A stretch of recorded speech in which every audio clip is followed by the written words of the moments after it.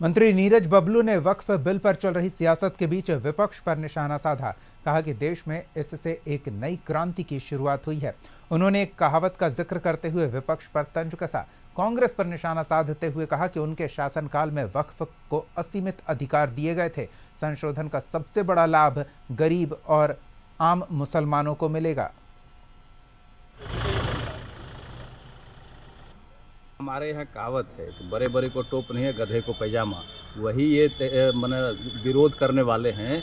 जिस तरह से इतना बड़ा संशोधन हुआ है, देश में ये सबसे बड़ा काम हुआ है कि वक्फ बिल में संशोधन किया गया है। इसे कांग्रेस के सरकार में जब जब संशोधन हुआ असीमित पावर देते गया और इतना बड़ा पावर मिल गया था तो किसी भी ज़मीन पर खड़े होकर बोल देते कि ये वक्फ बोर्ड की ज़मीन है तो वो वक्फ बोर्ड का ज़मीन हो जाता। और सबसे बड़ी बात है कि उसका फैसला भी किसी न्यायालय में नहीं होता, उसका फैसला भी उसी के न्यायालय में होता। वक्फ बोर्ड का अपना न्यायालय है। इससे बड़ा दुर्भाग्यपूर्ण कानून इस देश में कोई नहीं था। अगर इसे संशोधित किया गया तो इससे बड़ा कोई काम नहीं हुआ है। और इस संशोधन से ये प्रूफ हो गया कि अगर देश में कोई लौह पुरुष है तो उसका नाम है अमित शाह जी। सहरसा में रामनवमी को लेकर सुरक्षा के पुख्ता बंदोबस्त किए गए हैं। एसपी के नेतृत्व में फ्लैग मार्च भी निकाला गया। एसपी ने कहा कि रामनवमी के दौरान कोई भी शांति भंग करने की कोशिश करेगा तो उस पर कड़ी कार्रवाई होगी। धार्मिक आयोजनों में खलल डालने वालों की पहचान कर उन्हें छोड़ा नहीं जाएगा। आज भी हम लोग फ्लैग मार्च निकाल रहे हैं।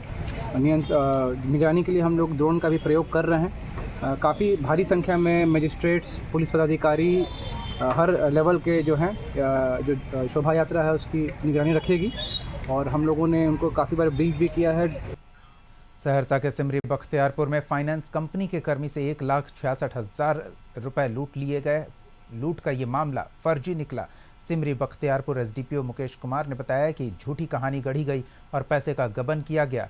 उसके पास से 94,000 नकद बरामद किए गए। बाकी रुपए मोबाइल से ट्रांजैक्शन किए गए। आरोपी फाइनेंस कर्मी को गिरफ्तार किया गया।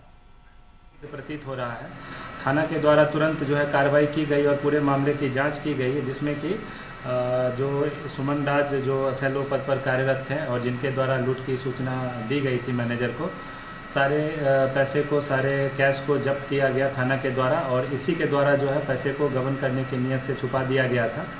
तो इसमें त्वरित कार्रवाई करते हुए जो भी राशि थी 94,000 रुपया लगभग कैश और शेष जो मोबाइल में राशि जो ट्रांसफ़र की गई थी सबकी बरामदगी कर ली गई है।